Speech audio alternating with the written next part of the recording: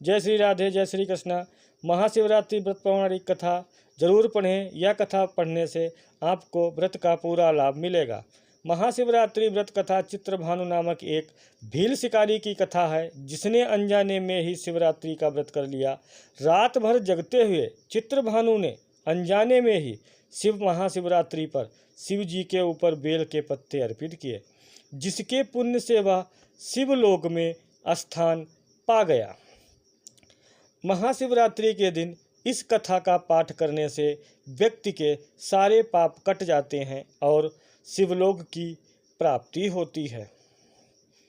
महाशिवरात्रि व्रत की कथा का पाठ करना बहुत ही शुभ फलदायी बताया गया है।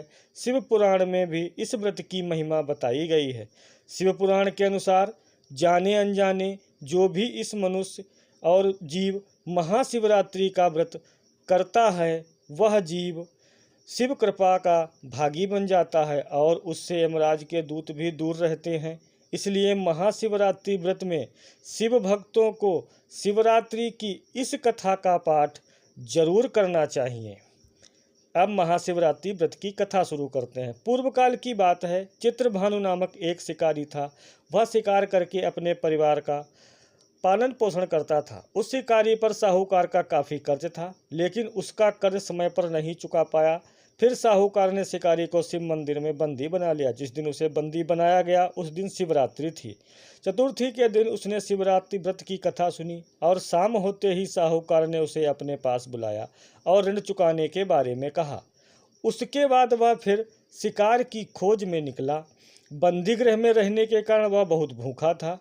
शिकार की तलाश में वह बहुत दूर तक निकल आया। अंधेरा होने पर उसने जंगल में ही रात बिताने का निश्चय किया।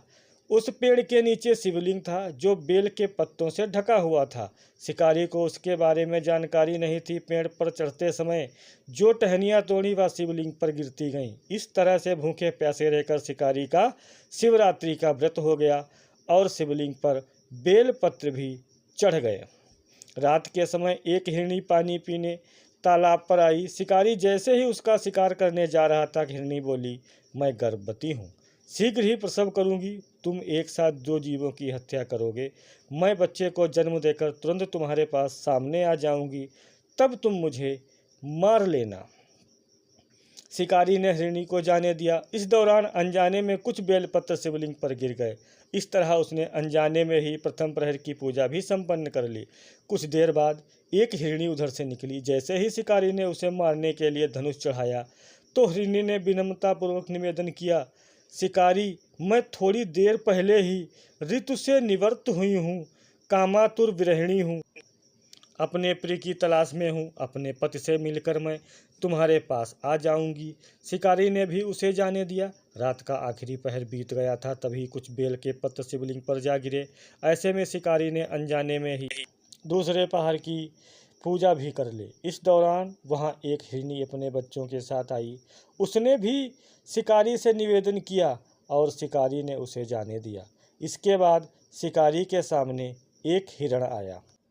शिकारी ने सोचा, अब मैं इसे यहाँ से नहीं जाने दूंगा, इसका शिकार करूंगा। तब हिरण ने उससे निवेदन किया कि मुझे कुछ समय के लिए जीवन दान दे दो। शिकारी ने पूरी रात की घटना उस हिरण को सुना दी। तब हिरण ने कहा कि जिस तरह मेरी तीनों पत्नियां प्रतिज्ञाबद्ध होकर गई हैं, मेरी मृत्यु से अपने धर्म का पालन नहीं कर पाएंगी। जैसे तुमने उन्हें विश्वास पात्र मानकर छोड़ा है, मुझे भी जाने दो। मैं उन सबके साथ तुम्हारे सामने शीघ्र ही उपस्थित होता हूँ। शिकारी ने उसे भी जाने दिया। इस तरह सुबह हो गई। उपवास, रात्रि जागरण और शिवलिंग पर बेलपत्र चढ़ने से अनजाने में ही शिवरात्रि की पूजा पूर्ण हो गई। लेकिन अनजाने में हुई पूजा का परिणाम उसे तत्काल मिला। थोड़ी देर बाद हिरण और उसका परिवार शिकारी के सामने आ गया। उन सभी को देखकर शिकारी को बहुत ही ग्लानि हुई और उसने पूरे परिवार को जीवन दान दे दिया। अनजाने में शिवरात्रि का व्रत करने पर उसे भी मोक्ष की प्राप्ति हुई। जब मृत्यु काल में यमदूत जीव को लेने आए तो शिवगणों ने उन्हें वापस भेज दिया और उसे शिवलोक ले गए। शिव जी की कृपा से चित्रभानु अपने पिछले जन्म को याद रख पाए और शिवरात्रि के महत्व को जानकर वह अगले जन्म में भी पालन कर